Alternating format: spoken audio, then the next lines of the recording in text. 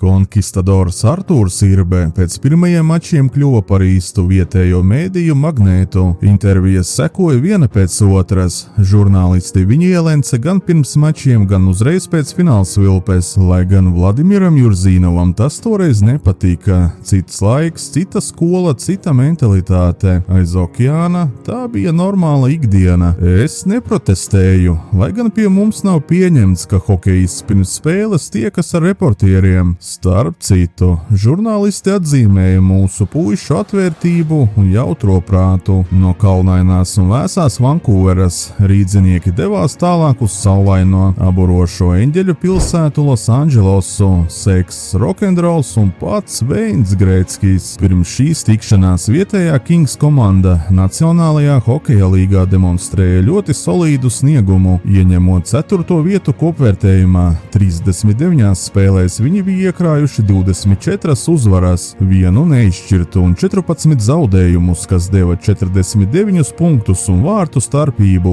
203 pret 157. Dinamiešiem pretī stājās ne tikai planētas bīstamākais hokeja fenomens, bet gan kārtīga Nacionālās hokeja līgas mašīna, kuras sastāvā kopā bija vairāk nekā 12,5 tūkstošu spēļu pieredze pasaules spēcīgākajā līgā. Veins Greckijs vientajā regulārajā čempionātā demonstrēja kosmisku produktivitāti, 78 mačos salādējot 54 vārtus un 114 piespēles, kopā veicinot 168 punktu bilanci, un viņš nebija viens. Turpat blakus plosījās Bernijs Nikols ar 150 punktiem, un tobrīd vēl jauniņais, talantīgais Luks Robetēls. Pēc trenera Jurzīnova vārdiem, komanda toreiz pamanījās nosvinēt 2 jaunā gada svētkus, pirmo reizi pirms pusdienām, bet otro jau pēc vēsturiskā panākuma pret Kings ar pašu hokeja karali priekšgalā. Šo spēli tiešraidē translēja arī centrālā televīzija. 11,490 skatītāju klātbūtnē Rīgas dinamieši izcīnīja savu pirmo uzvaru šajā tūrē ar rezultātu 5-3. Kalifornieši gan izdarīja spiedienu, metienu attiecība bija par labu Kings 36-23, turklāt pēdējā periodā viņi burtiski pārmētāja viesus ar 17-4.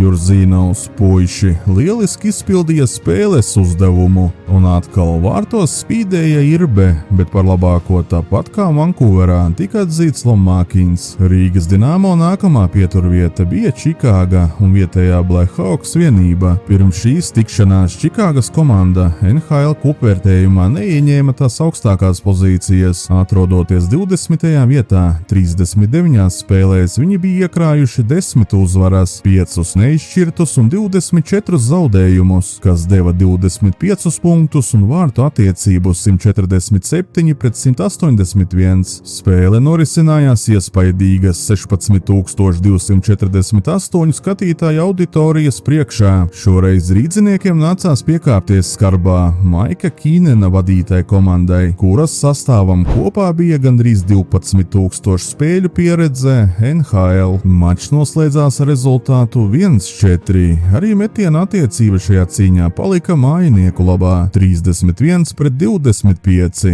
Pēc rīdzinieku galvenā trenera domām pati cīņa uz ledus izvērtās skatām un spilgta. Komandai pirms tam bija izdevies emocionāli labi uzlādēt baterijas un 3 dienas atpūsties, izbaudot Holivudas gaisotni un Beverly Hillsu. Jurzīnovs toreiz atzina, ka Blackhawks ir augstas klases, fiziski spēcīgs klubs un negrasījās atņemt mājiniekiem nopelnus uzvarā. Tomēr treneris neslēpa sarūktinājumu par citu aspektu, norādot, ka šis mačs Čikāgā bija vienīgais visā tūrē, kas aizritēja acīm redzami neprofesionālas tiesāšanas pavadībā. Jurzīnovs vēlāk komentēja: pie rezultāta 1-2 tiesnesis vispār pārstāja pamanīt laukuma saimnieku pārkāpumus. Puiši vārījās, bet Smirnovs aizgāja pārāk tālu. Viņš savā veidā nolēma tiesnesim izskaidrot viņa kļūdas un tika noraidīts līdz mača beigām. Šāds saspīlējums draudēja arī Znarokam, taču tiesnesis nolēma novest spēli līdz galam bez skandāla. Ziemeļamerikas tūres pirmspēdējais mačs norisinājās pret St. Louisas Blues. St. Louisas komanda NHL kopvērtējumā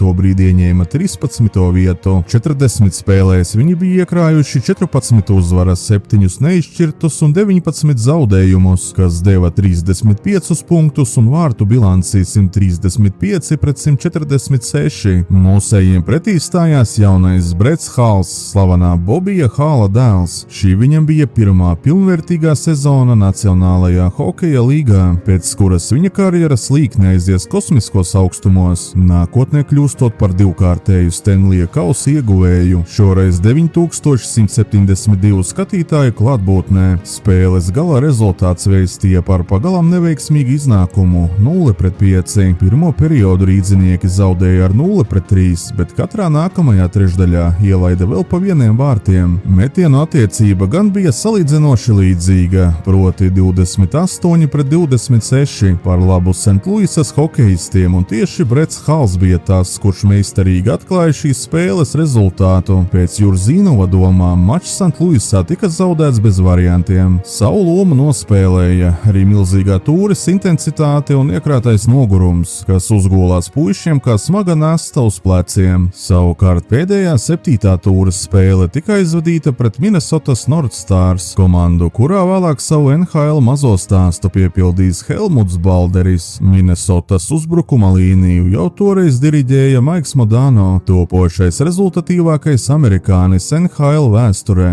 kurš līdz pat šai dienai tiek uzskatīts par vienu no labākajiem amerikāņu hokeistiem un ir pilntiesīgs slavas zāles dalībnieks. Tikmēr uz komandu tiltiņa Minnesotai atradās Montreals Canadiens leģenda Bobs Gainijs un hokeja pasaulē labi pazīstamais Dogs Jarvis. Pirms šī mača Minnesota NHL čempionātā ierindojās 17. vietā. 40 spēlēs komanda bija tikusi pie 13 uzvarām, 7 neizšķirtiem un 20 zaudējumiem, sakrājot 33 punktus ar vārtu attiecību 132-149. Priekš NHL mēroga tikai 5106 skatītāju acu priekšā. Tomēr izdevās sakopot pēdējos spēkus un aizcert otru uzvaru šajā tūrē, pabeidzot to uz skaistas nots rezultātu 2-1.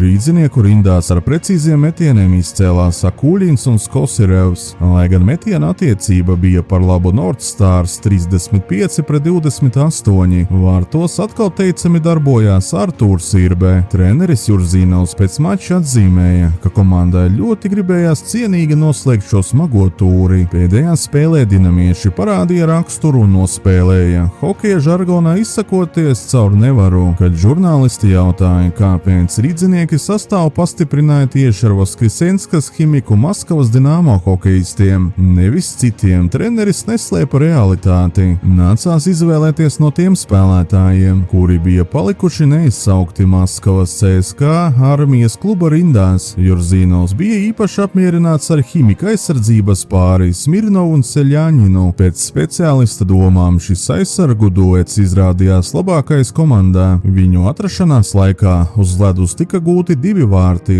un tieši tikpat ielaisti. Pēc šīm 7 aizvadītajām spēlēm Ziemeļamerikas presē un NHL virtuvē par pasaules klases zvaigznēm sāka uzskatīt abus Aleksandrus Beļļavski un Kerču, kā arī, protams, vārtu vīru Artūru Irbi. Aizkulisēs pat klīda baumas, ka vairāki aizokeāna klubi jau toreiz bija gatavi likt galdā miljoniem vērtus līgumus par šiem hokeistiem. Runājot par Maskavas klubu olimpiešiem, viņiem jau bija pieredze sparingos ar Nacionālās hokeja līgas komandām. Šie vīri ļoti palīdzēja rīdziniekiem, it sevišķi tūres sākumā, nospēlējot savus mikromačus principā uz neitrālas liederības rādītāja. Tomēr, ja jāatzīmē tie, kuri nospēlēja vājāk nekā tika cerēts, Jurzīnovs neslēpa, ka tie bija Beļļavskis, Akuļins un Kerčs, un lai gan treneris piebilda, ka Kerčs cīnījās neslikti un savu iespēju robežās, kopumā viņam šķita, ka šī uzbrukuma trīnieka spēle vienkārši nevedās. Savu lomu nospēlēja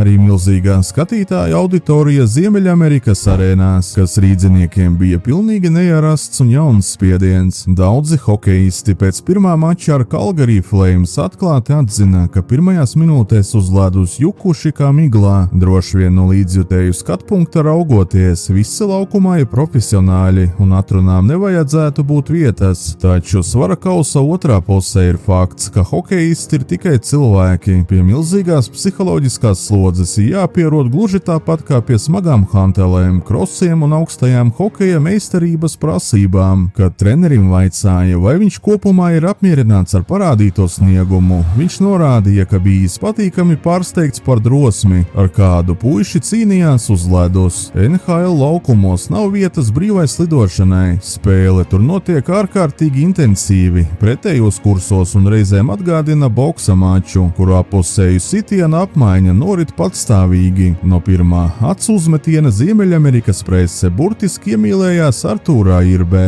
Žurnālisti vietējos laikrakstos sacentās krāšņāko epitētu meklējumos, lai tikai spilgtāk raksturotu latviešu vārtsarga fenomenālo darbību vārtu rāmī. Uzķēris pagājušās sezonas jaudīgo tempu, Artūrs Irbe jau no pašas pirmssezonas sākuma demonstrēja spožu sniegumu laukumā. Pārbaudes turnīrā Čehoslovākijas pilsētā Ļitvinovā komanda izcīnīja pirmo vietu, bet pats latvietis pelnīti saņēma turnīra labākā vārtsarga balvu. Tas bija tikai ievads tam, kas sekoja pavasarī, kad Irbe PSRS izlases sastāvā pasaules meistars sacīkstē Stokholmā kļuva par pasaules un Eiropas čempionu. Raugoties uz šīs vēsturiskās supersērijas sauso statistiku, tad 3 rezultatīvākie hokejisti rīdzinieku sastāvā bija Andrejs Lomākiņš, Aleksandrs Semjonovs un Saša Beļavskis. Visiem šiem uzbrucējiem bija identisks produktivitātes rādītājs, respektīvi 1 gūti vārti un 3 rezultatīvas piespēles. Tāpat ar 4 punktiem komandas labā izcēlās aizsargs Sergejs Čudinovs, kura kontā 4